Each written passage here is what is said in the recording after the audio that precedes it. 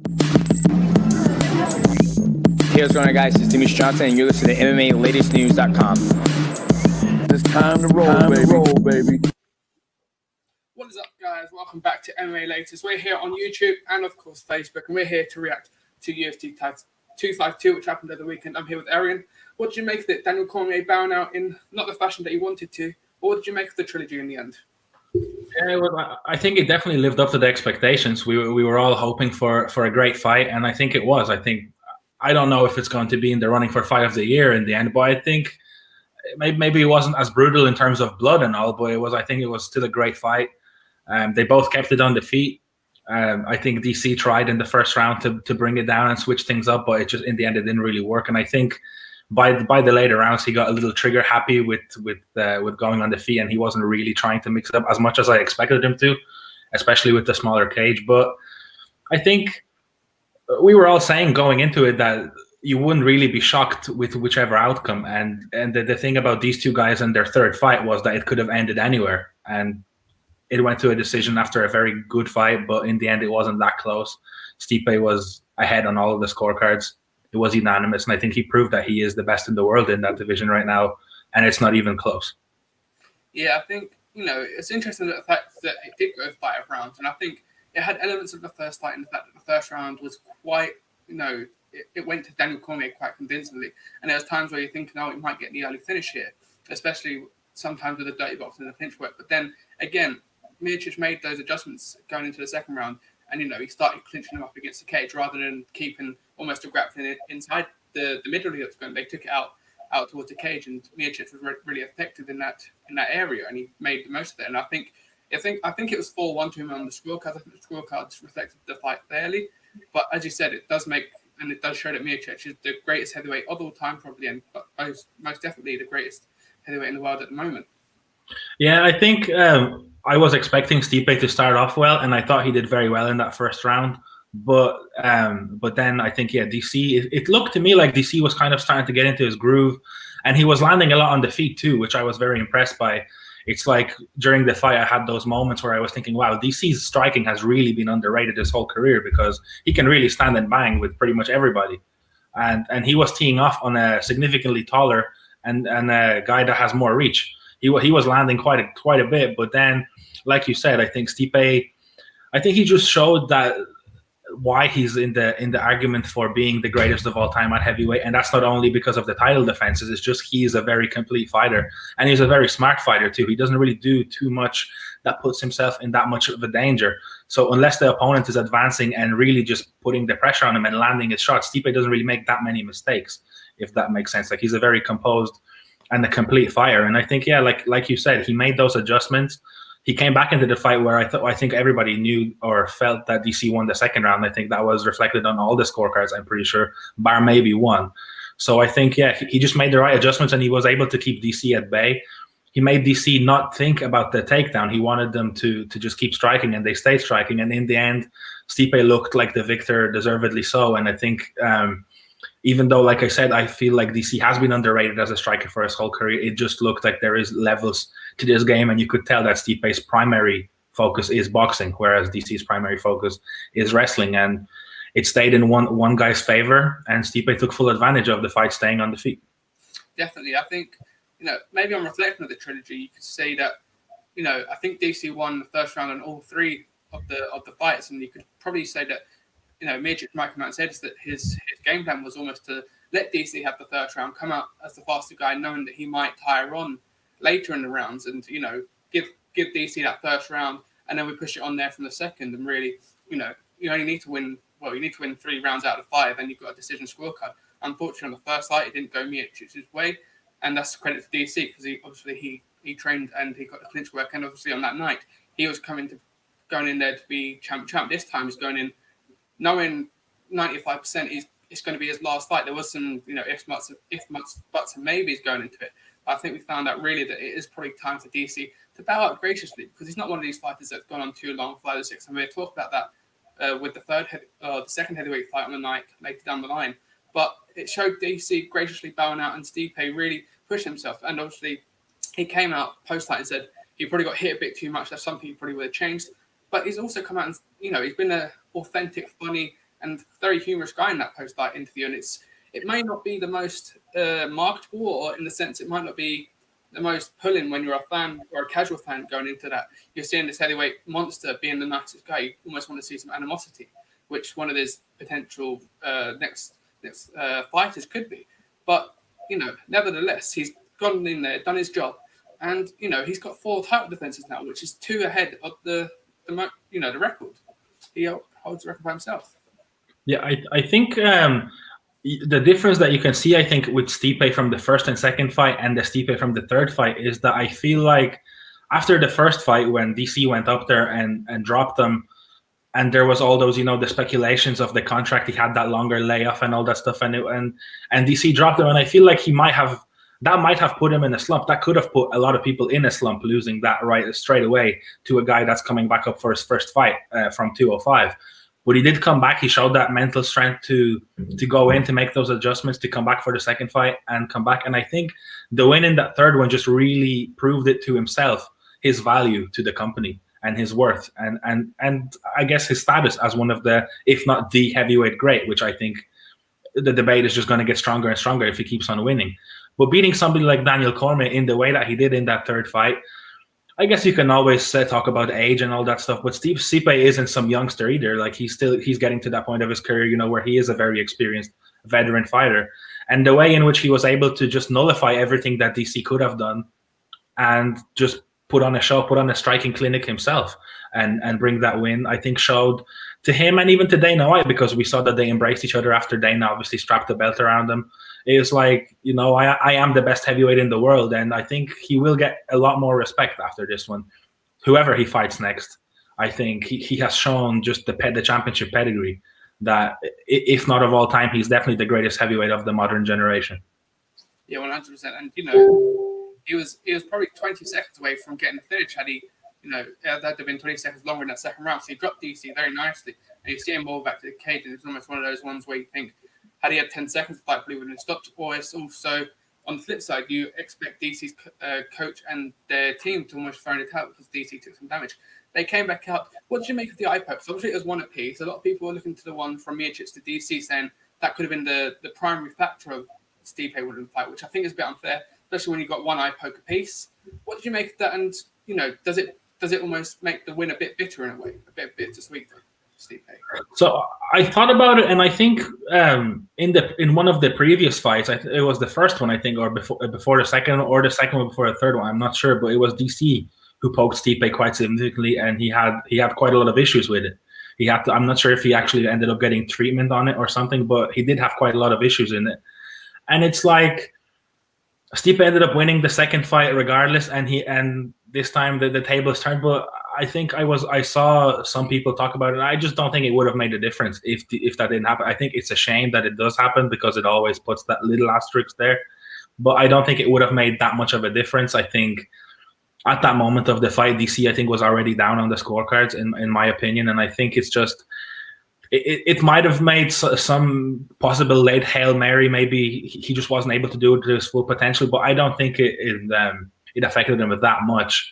And in the end, there's always going to be conversation. But like you said, I think the one apiece thing kind of evens it out a little bit, because the one that DC did, it obviously wasn't intentional. Neither was Stipe's, but it just happens. I think it's just part of fights. And I think the only thing maybe that makes me think about is I wish that there was replays in UFC without having to stop. If they go to a replay, then the fight is over.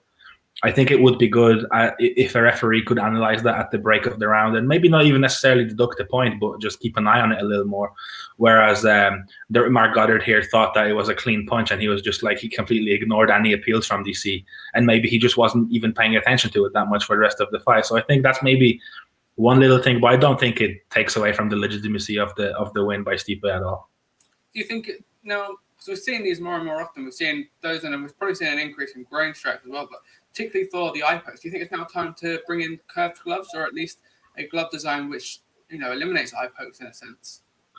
I don't think so, because if you bring in any gloves, I feel like it takes away from the mobility and from it's just a part of the beauty of mixed martial arts and the UFC with the way the gloves are, because you can often see fighters grab a hold of another fighter's hand and put that to their advantage and stuff. It's just like, I feel like those kind of gloves help a lot in grappling. It just gives you that bit more mobility and that bit more maybe to your arsenal if you are somebody that's grappling heavy, or even when you're on the ground. I feel like if those gloves were there was less finger showing, it just kind of takes away from the things that you're able to do, and I think it might put some fighters at a disadvantage. But I think, yeah, I don't know. There's just some fighters that have that style of boxing, you know, that they just bring their hand out, and it often happens. And I don't know how or what you can do to maybe lessen that, because it is dangerous, especially as we saw with DC after the fight. He said he couldn't even see from his eye at all. And I think what it came out that it was a torn cornea, I think, or something like that. So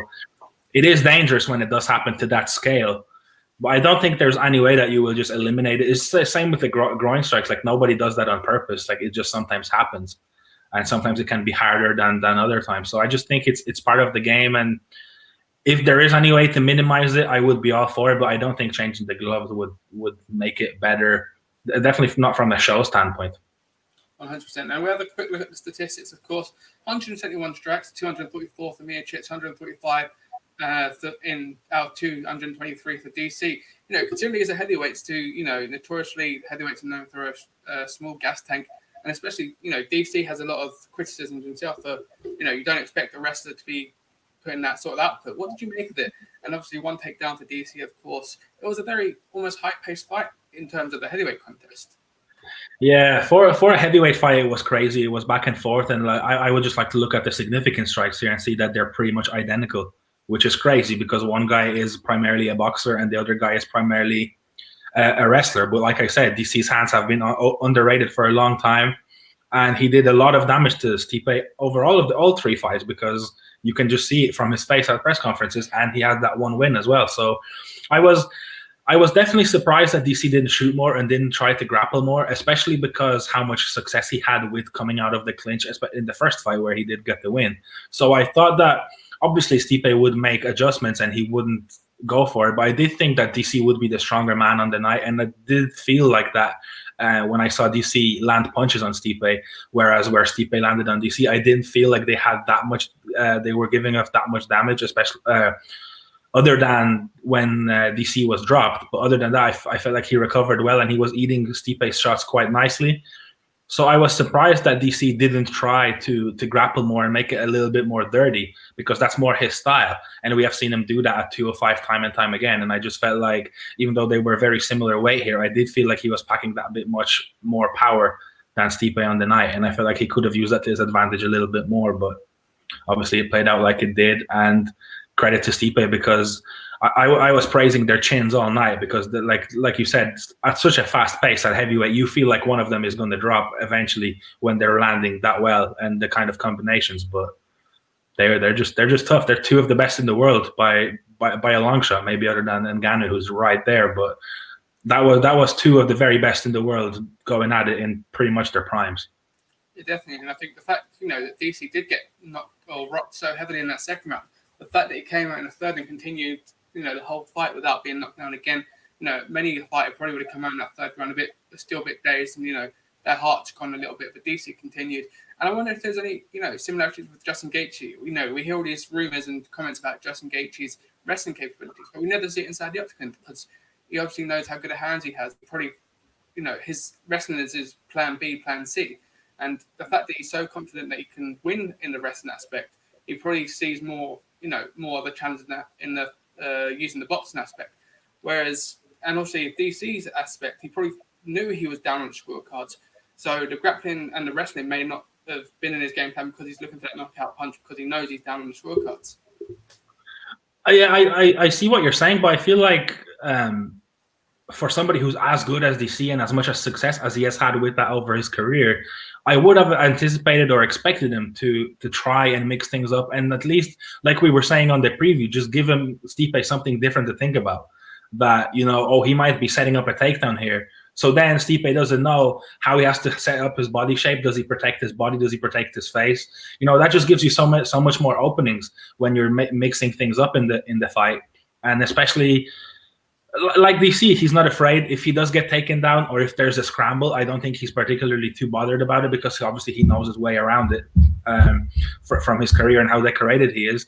And like I said, in the first fight, he had so much success coming out of that clinch. So even if he throws that takedown, but he just has to scramble on the fence, or it's a scramble in the middle of the octagon, there's always the opening coming out of it when they're going back to standing up, where I think DC is favored because of his shorter arms and that reach when they're close together. So in Gaethje's case, I think is going to be interesting because I can't see him going for a takedown himself.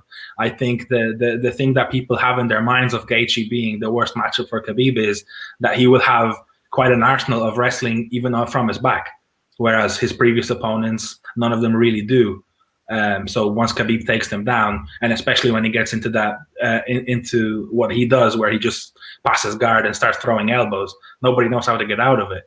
So I think that's also the difference between the Dagestani wrestling and the American wrestling, So it's going to be interesting to see if, and I think it's more than when than if, Gaethje gets taken down by Khabib, how he copes with it being on his back. He's obviously going to be able to take a lot of damage, but will he be able to get out of it and maybe reverse? Maybe he will end up on top. Who knows? But that's definitely an interesting factor when a guy goes in there and he's not afraid to get taken down. Yeah, 100%. We're going to see that, only a couple months away. But we'll look at the heavyweight rankings.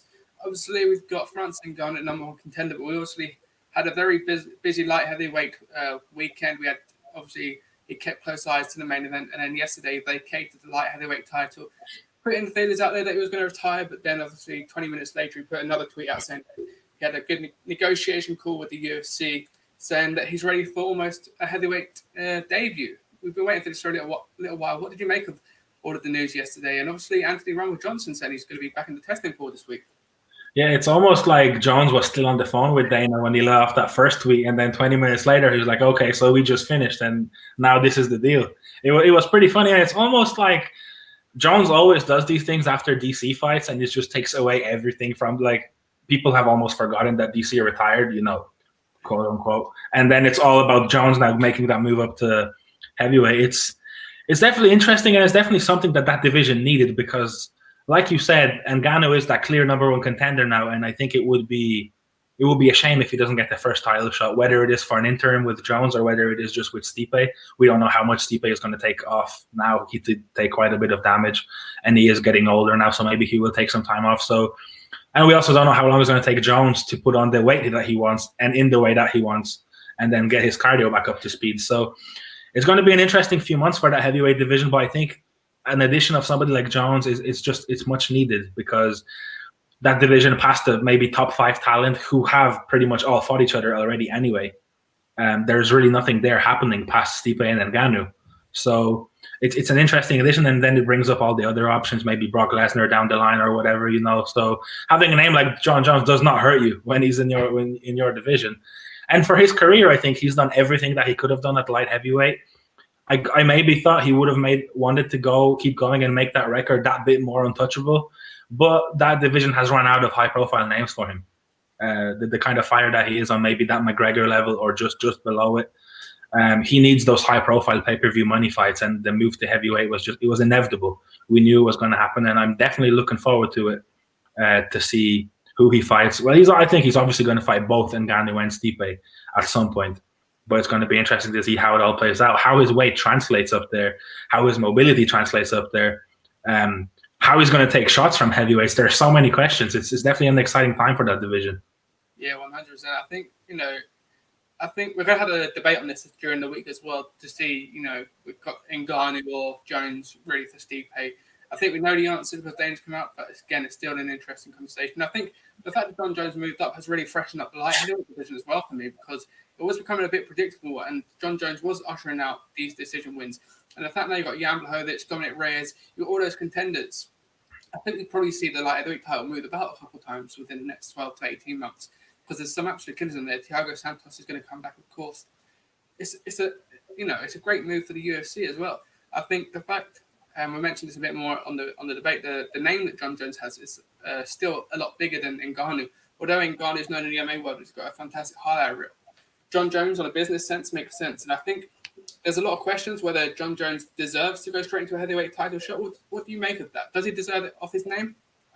I think so because it's just like look at his resume from the light heavyweight division. it's ridiculous. He's fought everybody. He's fought everybody in their prime, and he's beaten everybody. So it's like it's hard to imagine that you'd maybe throw John Jones in there against somebody like Derek Lewis. No disrespect to Derek Lewis, but it's like John Jones doesn't need a tune-up fight, does he?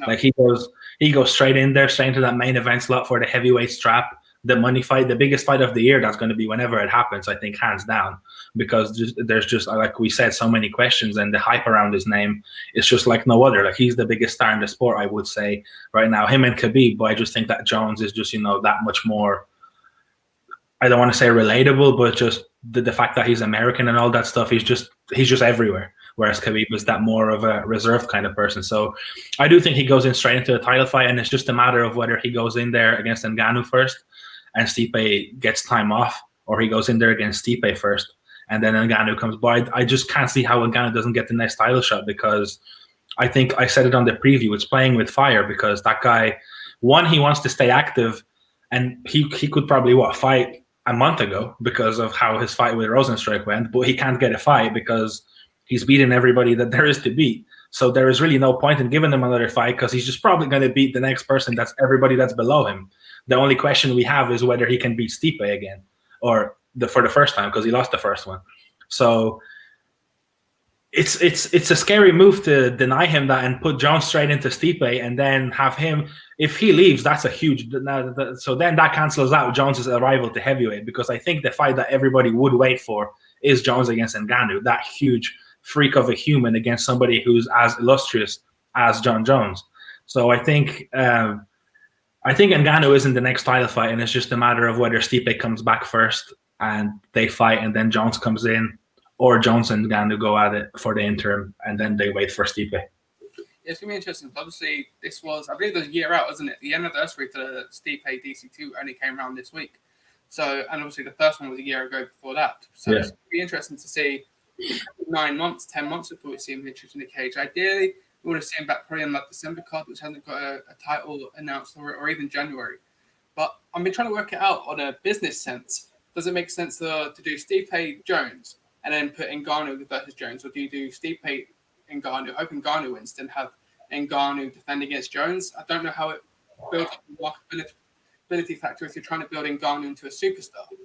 Is it I think you just throw Jones and Ngannou in there in December for the interim belt, and you just see what happens, because, like we said, there's not that much room for maneuver in that division.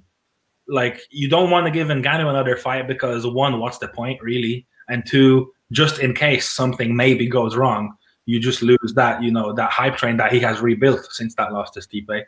And then you give Jones a tune-up, and you're like, well, he probably wins, but again, what if? Now that's so much money gone, and especially if there's no fans back by December, which there probably won't be, the UFC are like, wow, so we just lost a ton of money. But to keep all of that money, you put Ngannou and Jones in there together, especially if, like you said, Stipe might stay out for a little bit because he got some bruises and he might need time to recover. And also, he probably would want quite some time for a camp for somebody that's not DC, which they have spent 3 years just thinking about each other. So I think, assuming that since his last fight, Jones has obviously been lifting weights and he knew that transition was coming, I think they knew since that Reyes fight that he's not going to fight at light heavyweight again, or at least not for the foreseeable future. So I would assume that he's already underway in that, and I think he's tweeted before that I will just carry on lifting weights and we will see what happens. So I think until December, we're in the middle of August now. There's just about 4 months, just over 4 months. If it was, say, that December 30th or around that, that's when usually that count happens. I think that's enough time. It's definitely enough time for Ngannou, and I think that's enough time for Jones to get that nutrition sorted, get that weight on the way he would like to get, probably to around 230, I would say, 230, 240, and just let them go at it. Yeah, it's really one hell of a fight, and I think it was it was the original fight everyone wanted to see a couple months ago. It was just that negotiations and whatnot wasn't in place, and the UFC and John Jones didn't see eye to eye. But it seems like they're getting there, and we probably will get the fight because, again, Stipe probably won't fight for a year, and you can't, as you said, you can't put John Jones against a Curtis Blades or Derek Lewis just in case he loses, because then you lose that all the aspect is gone. Maybe Anthony Rumble Johnson does come back into the mix, maybe because it doesn't affect the title, but even then, you lose John Jones on his heavyweight debut, then you're in real trouble with the company in the UFC. I think Rumble has said, or I've read about that, his intention is to try 205. I don't think he wants to come in straight into heavyweight. So, and again, for him, now DC and Jones out of the picture, that gives Rumble a whole different motivation, to get back into that 205 division and maybe get his hands on that belt. Yeah, of course. And you got Gustin and OSP. I wonder if they're looking at thinking, is it worth cutting down to 205 for a title shot, perhaps? Because now John Jones is gone. You could see Gus at 205 maybe still doing the business there. Yeah, it's going to be. I think again, I just love that tournament format. It would be perfect for that light heavyweight division right now to just throw a big Grand Prix of that top 8 because that top 8 is stacked, and just see what happens. But that's obviously not going to happen because that's not what the UFC does. But like you said, I wonder now. It's a good business move for the UFC because now you don't know what's going to happen at 205. Is the belt going to move around? Is somebody going to get that belt? Maybe. Well, you're going to have to assume that Reyes and Yan is going to be for that belt. It's going to be for the vacant now. So does one of them get it and claim it for a long time? But Yan is older though, so how long does he have in his tank? Maybe Reyes gets that and he cements himself at the top of the division. That division is kind of. It started to feel stagnant because all the talent was there, but Jones was just beating them and grinding out those decisions. But now all of that talent might get that exposure that it needs to flourish and fight for that title again.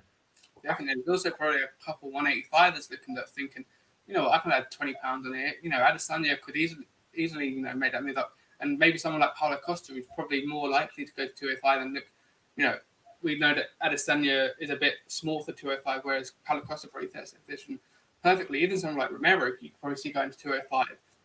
But it's going to be interesting to see what happens in that one. But we move on to the second heavyweight. Can I add one more question? Go on. Do you think we've lost to Jones against Izzy now?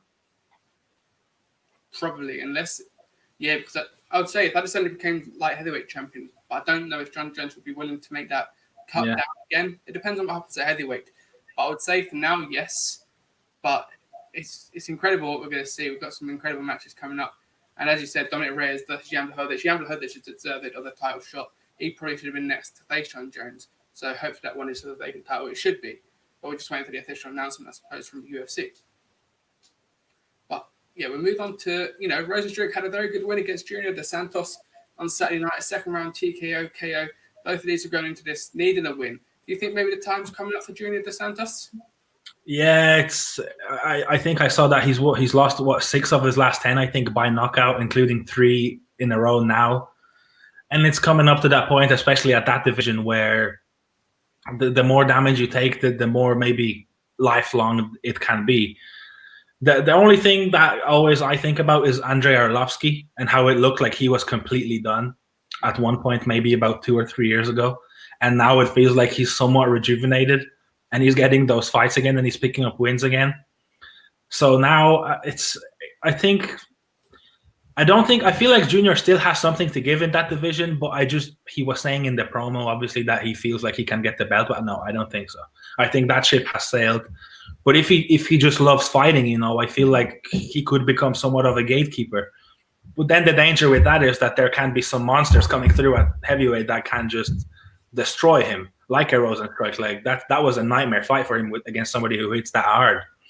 And that Rosenstruck punch that he landed that dropped him wasn't even the most technical with the most force behind it. It was just one that landed and just folded him. So it's definitely a decision that I think Junior has to think about most of all, because I don't think Dana is going to push him out, maybe not yet, and especially by how good of a servant he has been to the company. So I think that's just his decision between him and his family, but I would definitely consider it because this is not featherweight or bantamweight where, obviously the power is just not that significant.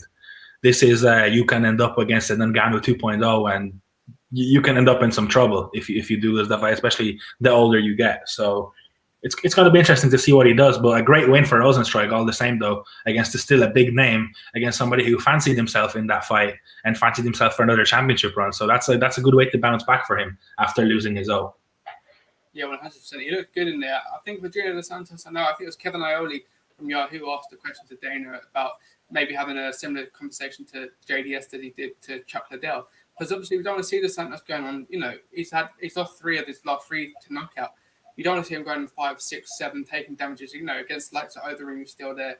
You've got Cyril Garner coming up. You've got these killers, as you said. You've got some big heavy hitters coming. You don't want to see him taking 6-7 knockouts in a row.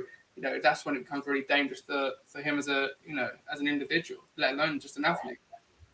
Yeah, exactly. And I think a comment on Rozenstruik's performance, I'm still just not fully sold on it. I feel like he still has some work to do technically, because I do feel like when he comes up against those strikers, because even JDS didn't look terrible to start that off. I felt like he kept the range well, and he was just showing that he's a superior striker. But like we were saying in the preview, and what happened against Overeem, he lost 5 rounds, but he ended up winning because that man just has grenades in his hands. It's ridiculous.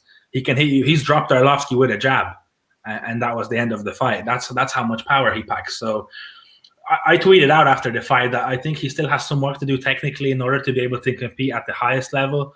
But with the power that he has and the fact that he can skim you in the side of the head and you can drop, I don't think he's ever going to need to be perfect, like a perfect boxer, like somebody like JDS. But I do think that there's still a little bit of work to do for him before he maybe is ready for an Ngannou rematch in the future. Like he called him out again in the post-fight interview. That man is crazy. But I think, yeah, before he is ready for those kind of fights, I think he needs a few more tune-ups and just some more work on his hands. Yeah, do you think, maybe on reflection, you can never say a win is the worst result, but the fact that they did beat Overeem, if he had, gone 10 seconds longer, he would have lost that fight, and maybe we would have seen, I don't want to say a more realistic sort of ranking for him, but he wouldn't have called out Ngannou probably, and we would have seen him take that. He would have lost it. He would have lost the first fight early, of course, but we probably would have seen him more slowly build up. The fact that he beat Overeem, it almost, it propelled him to fight 4 or 5 spaces in the rankings, and then the Ngannou loss came, which was probably one that he didn't need, because he didn't really need that fight at that moment in his career, but he took it, and obviously he's learned a lot from it, and he looked good against JDS, and he is currently still 4th in the rankings. He's just below Daniel Cormier now. He moved up with that win. Obviously, Francis and Curtis Blades moved up above Daniel Cormier, of course. You'd probably expect Cormier to be taken out of the rankings should he, officially announce retirement. So, Rozenstruik, what do you see next from him? Is it a fight with Derek Lewis, Curtis Blades, perhaps? Does Overeem have a fight book right now? He's got Augusto Sakai or Sakai. Oh yeah, I think that just got booked, didn't it?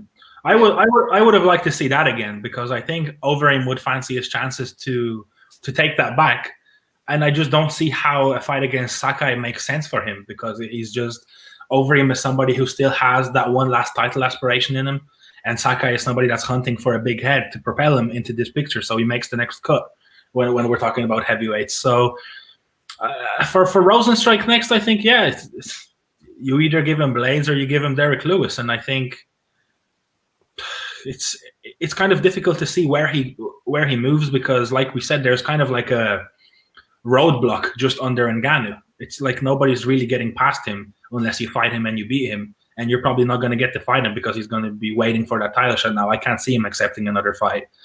He's just going to give the UFC that ultimatum. I think you either give me a title shot or I might just bounce.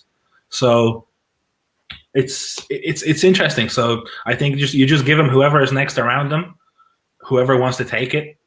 I guess maybe Blades would take. I think Blades is a nightmare matchup for him because he's just going to shoot for the legs.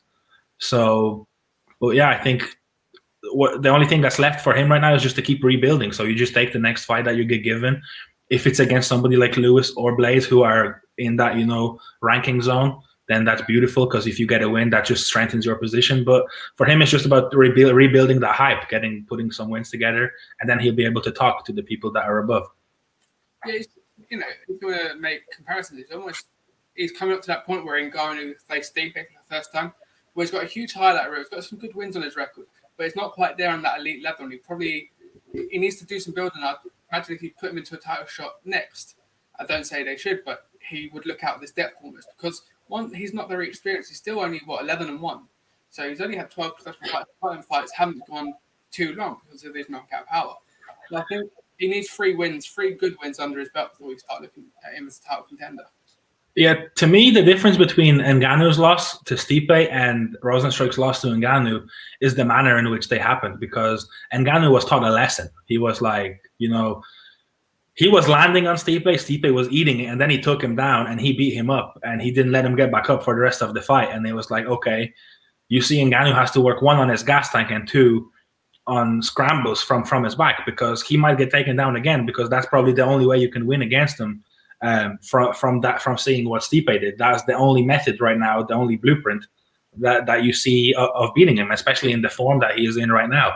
So I think from there, Ngannou got that kick. First, he got that drop of confidence, which we saw against Derek Lewis. And then he got that kick, and, he's looked in the best shape of his life, even better. Somehow that's possible in the build-up to that Stipe fight. He's looked better. I feel like he looks sharper when it comes to his cardio. I think he looks like he might be more durable. But we still don't know what happens if he gets taken down again, how he defends himself, whether he's going to be able to take the round off on no energy but just take no damage and get back up on your feet and defend the next takedown shot. We don't know that still. But the Rosenstrike one is like, well, he got caught, so maybe he feels like, oh, next time I'm just not going to get caught.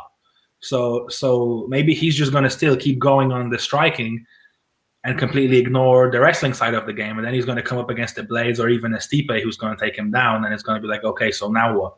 So it's going to be, like you said, I think 3 good wins for Rosenstrike, and it would be nice if he got those wins against a different style of opposition. So maybe a Blaze would be an ideal next step for him to see that how he accepts that proposition. And then I think, we will be able to assess where he stands in that title picture moving forward a little bit more. But that title is going to be kind of out of bounds for those below Ngannou for the next probably 2 or 3 fights, depending how, the Jones plays into that equation and all that stuff. So I think Rosenstrike has time on his side to kind of build himself back up and just keep honing his skills. Yeah, definitely. I think, as you mentioned, it baffles me. It's crazy how, we do get Ngannou Jones. Ngannou is going to come in at 265, and Jones is probably going to come in at 230, 235-ish at the tops. It's crazy how we can have a 60-pound gap between divisions, and fights come in 30-pound difference. It'd be interesting to see what happens if they brought in if they brought heavyweight down to say 240, because that's where a lot of the champions have been in recent times. And you put a super heavyweight at 260, 265. Because I said it before, if you wanted, it's the same as Demetrius Johnson asking Darren Till for a fight, 125 to 180. That's the same difference as Jones and Ngannou right now. It's absolutely crazy, but it does add that little bit of spice to it. What's going to happen when Jones, for the first time in his career, has someone who's 20 pounds heavier than him? Yeah, and I think that super heavyweight division would be good because, like you said, especially, I'm not sure if maybe the weight difference is it, but it probably does play into it. It's like you have a Stipe against a Derek Lewis, for example. Derek Lewis is somebody who, for the most part, is quite flat-footed, and he looks for that bomb because that's his strength. And Stipe is somebody who's light on his feet. He works the distance. He works the jab. He can incorporate wrestling. He hits hard as well. So it's kind of like, it's more like super light heavyweight against heavyweight, essentially. That's how Stipe looks in comparison to somebody like Ben Rothwell or a Derek Lewis, for example. So, I do agree that maybe making something like a super heavyweight division would be a good move because it would give a platform to those heavier guys, those less mobile guys who are more reliant on power than skill. And to shine, but I can't see that happening in the near future. And it's kind of be unfair to them when they come up against somebody who can wrestle, who's light, like I said, light on their feet and fight smart. It's just like it's a very big mismatch. And I think Curtis Blades is kind of in that category too now, where with that wrestling and with his heavyweight strength, he's a nightmare matchup for most people. So I think people are underestimating him because he doesn't really stand and trade. He just plays to his advantages, but he could be a very tough matchup for pretty much anyone if he just takes you down and carries out his game plan. Yeah, definitely. It's just keep him away from Ngannou for the minute. We don't want that trilogy fight. But we'll go from that to the co-main event. Of course, Sean O'Malley did suffer his first professional loss against Chito Vera, who did look phenomenal, by the way. What did you make of it? There's almost a bit of sweet taste that we got robbed of a potential fight tonight there, but you can't take away from what Vera had done despite the injury that O'Malley suffered. Yeah, no, I like I said after the fight, I tweeted that you cannot take nothing away from Vera because I do think that his leg kicks played into it. I don't think that people are showing that maybe that leg kick that Vera landed on O'Malley's knee was it. Well, we don't know yet what the results of the scan were, but I did think that it was the ankle roll that he did when I think O'Malley might have been trying to shoot for a takedown or something that really did it for him, and he was just unable to move after that. But take nothing away from Vera, he stepped in there. He didn't look like he was going to be overwhelmed. That's the one thing, when, in the past fights of O'Malley, his opponents looked smaller than him in a way of that they were backing down and he was marching forward and he was setting the tempo and he was getting those kicks in, he was getting those jabs in. Vera never looked like that. He didn't look phased. he's somebody that loves to fight. He loves to take damage and give damage, like we said. So he looked like a very good matchup in there. And the most frustrating thing is that we were probably robbed of a fight of the night contender, because I think as that went on and they both kind of got used to each other in there, that fight could have been fireworks for the whole 15 minutes. But yeah, it's a shame, but I don't think O'Malley got lucky, because we don't know if he was going to win or lose. But I don't think his hype train gets derailed because of that, because obviously the asterisk of the injury is going to be there to help him out.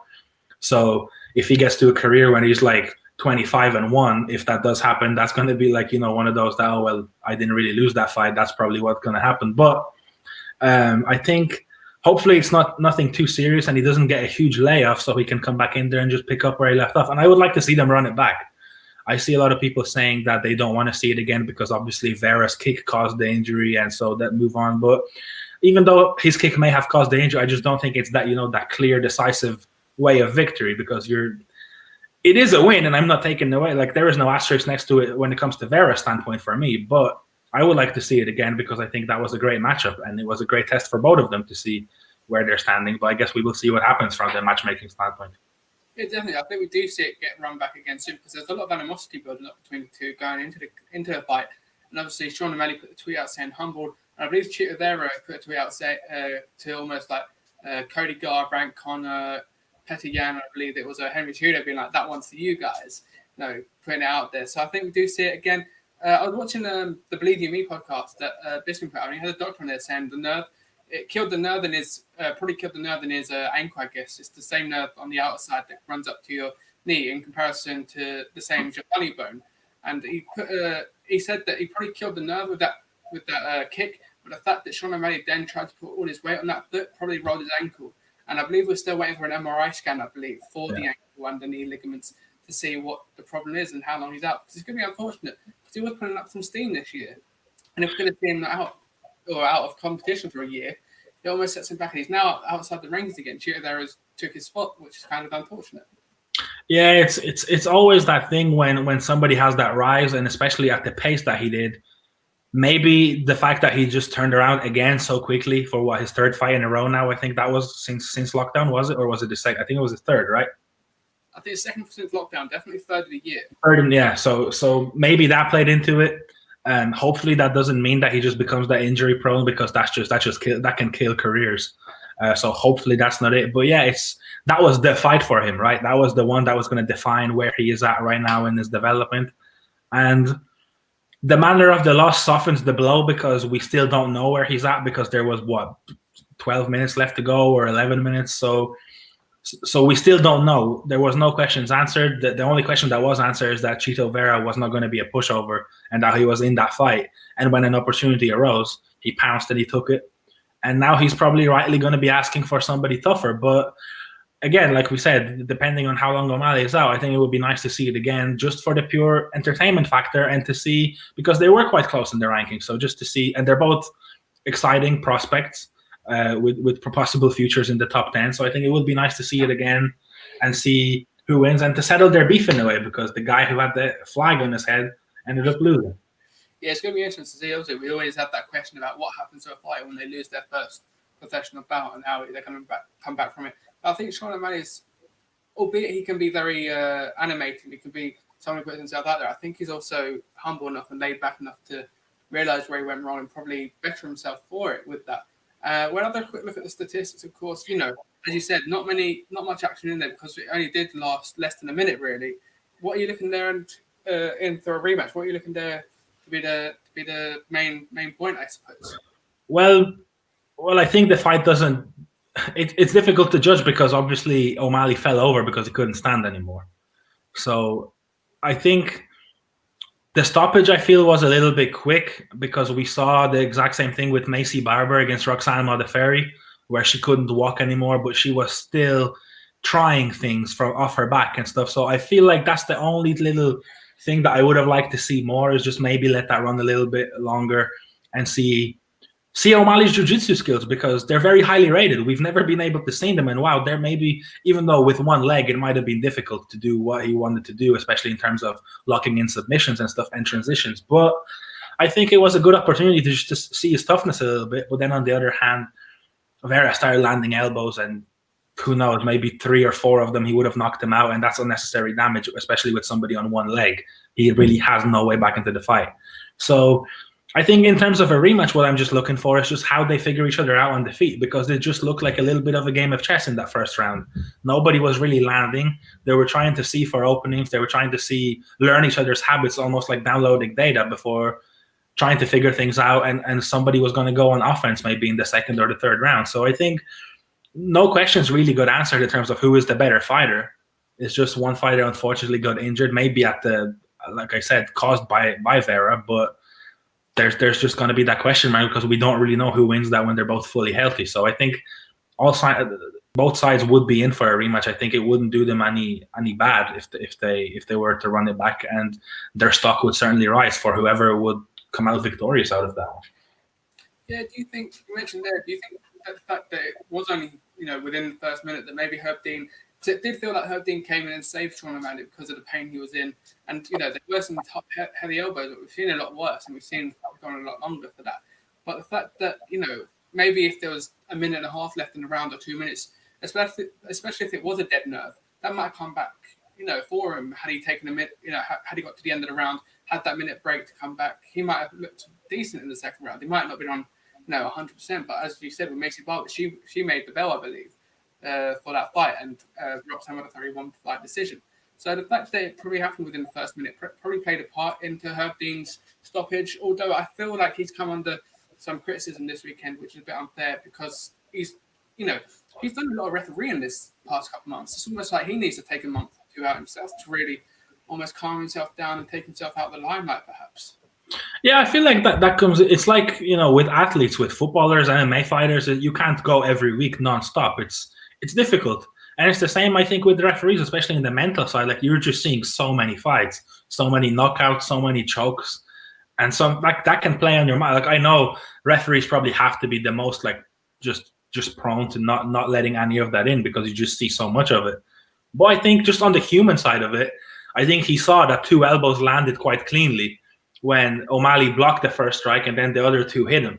And his head maybe bounced off the canvas a little bit. And he was like, okay, so maybe this is my duty to stop him, especially considering that his leg is pretty much gone.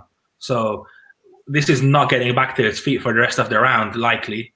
And he might just be getting hit here and at 25 years old. And with so much star power potential, this might be just bad for his career. So maybe he was just saving him from taking unnecessary damage, which is fair dues. But there's always the other side of the coin, right? That let him take a few more hits. Let him see if he can recover and maybe do something off his back, because those are mixed martial arts. They're supposed to be able to fight when adversity hits like that, and you're supposed to be able to recover and see if you can win, overcome, adapt, and see if you can pull something off. So yeah, there's 2 sides of the coin, but I think even the best referees will make their mistakes. There's just no way of being faultless in every sport.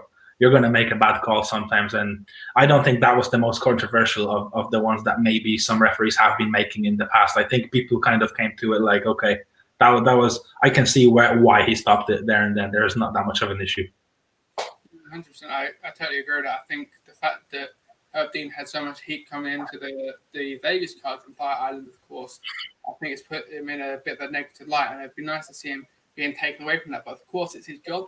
And I don't know, in terms of we've seen Mark Goddard back in recent times, but we don't know how many referees have said yes, I'll continue through this pandemic, or how many refs the UFC can bring in. Because obviously, I'd imagine he's very much Vegas-based at the moment, because he's done a lot of the UFC cards, and testing, etc., might be a little bit difficult with getting other referees in. And for him, he missed out on 6 7 weeks of pay. So maybe he's catching up now. It'd be interesting to see what Herb Dean's side is. But again, I'd like to see him getting taken out of the firing line just for a month or 2. And maybe we bring in some of that ref counts so we can see their perspective and see what happens. So we don't hear from them that often. They don't come out and do press conferences and say why, although Mark Goddard did this time put out a little bit of a statement for the eye poke and admitted that he missed that. So it's interesting to see, because the referees, as you said there, especially with no fans, they probably have the hardest part of the game mentally, because they're watching fights for 15, 25 minutes, making sure that their fighters' safeties, and that they don't miss anything crucial to a fight.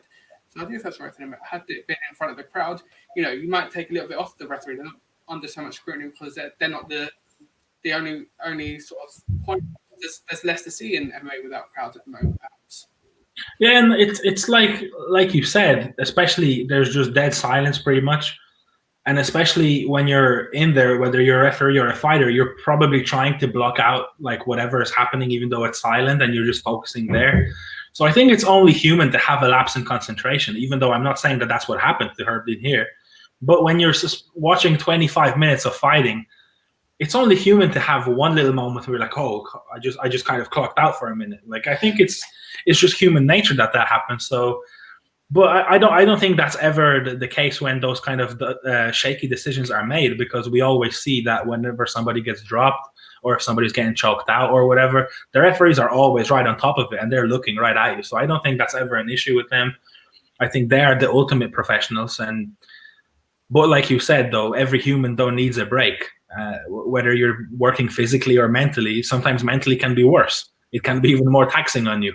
And especially if you're seeing people get knocked out and folded every single fight you're refereeing, and you're thinking, oh, do I let him get hit 2 more times, or is this time now to stop it? And kind of the health of that athlete is in your hands, you know. So that can be taxing on just your psyche and everything. So I do agree that maybe the referee shouldn't be in there week after week unless they just deem like that they are ready and comfortable with it. Yeah, 100%.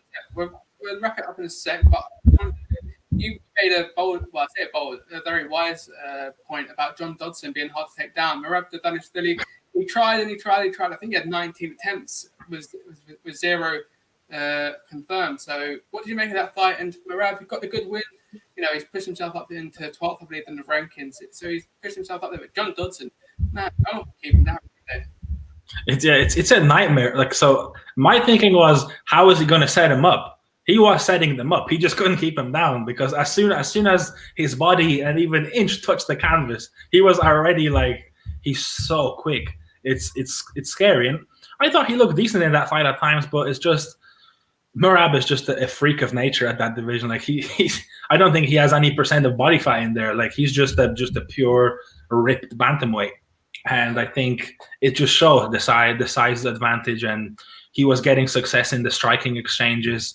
He looks very complete, because you would feel like most people that train under Ray Longo and Matt Serra are maybe a little bit more wrestling dominant. But then there are the likes of Aljamain Sterling and obviously now Merab that are like, oh, they have very good hands, but if their hands don't work, they can mix it up. So it's like it's that kind of hybrid of great wrestling and great striking. And he did look very good in that fight.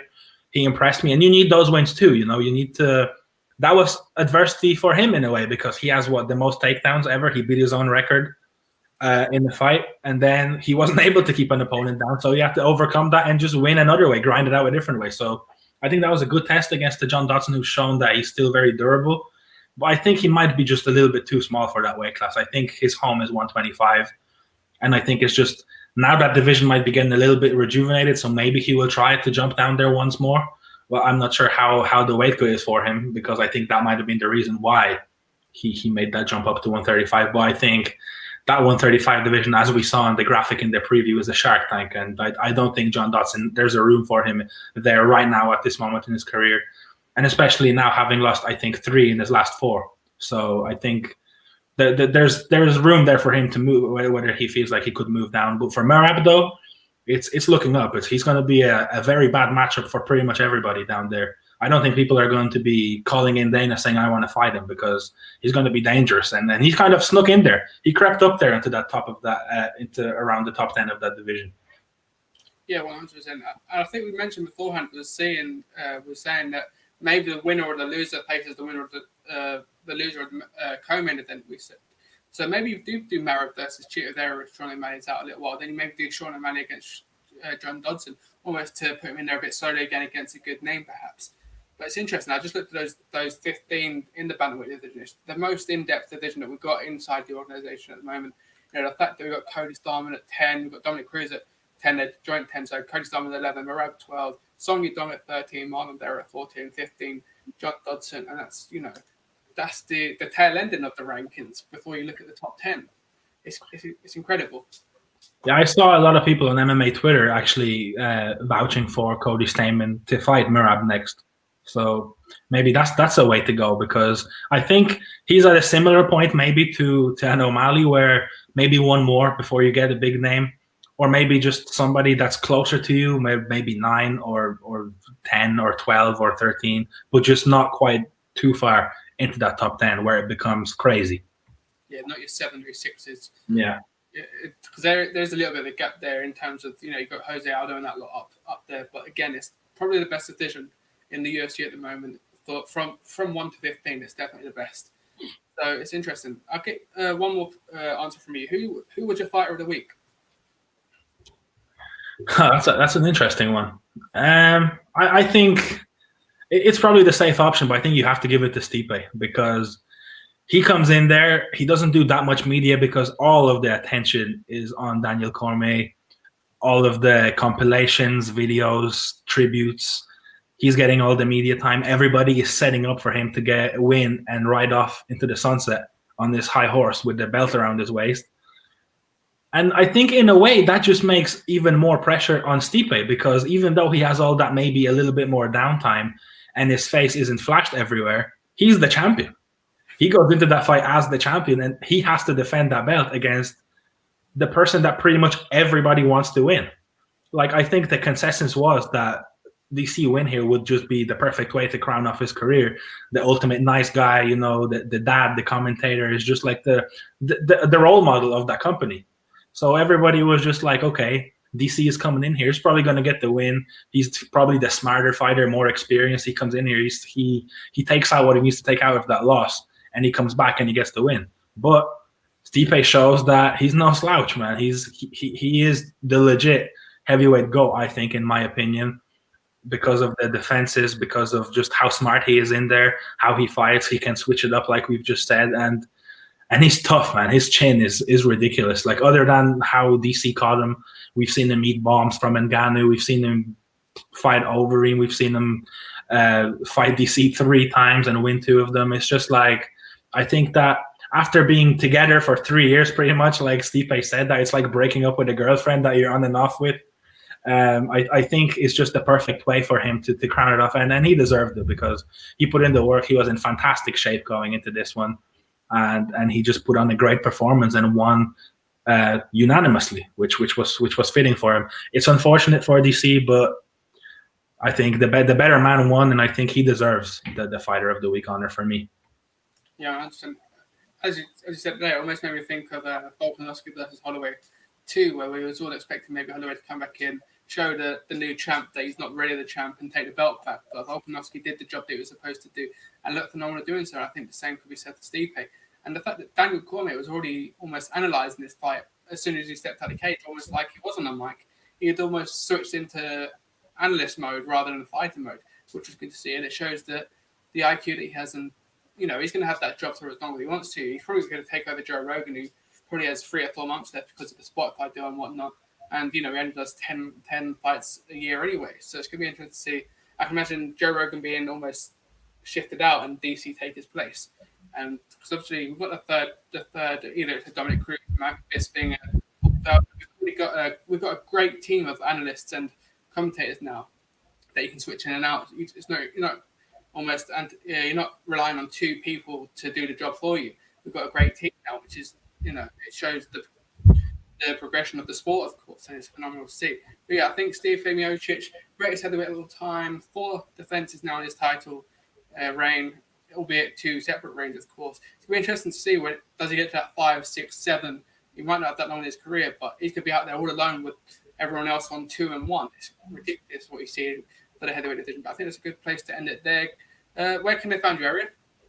It's just my name and last name on Twitter for all your football discussions, MMA discussions. Although football is getting wrapped up now, so it's going to be strictly MMA until September. Yeah, so that's the be. Then the season starts again in just over a month, or less than a month's time. Because there's no break for war MMA at the moment. So yes, make sure to keep it locked to MMA Latest. Make sure to hit subscribe, and of course, make sure to comment down below. Is Stipe Miocic greatest of all time? Francis Ngannou or John Jones next? And we'll see you guys on the next video, which will be an MMA debate coming out Thursday.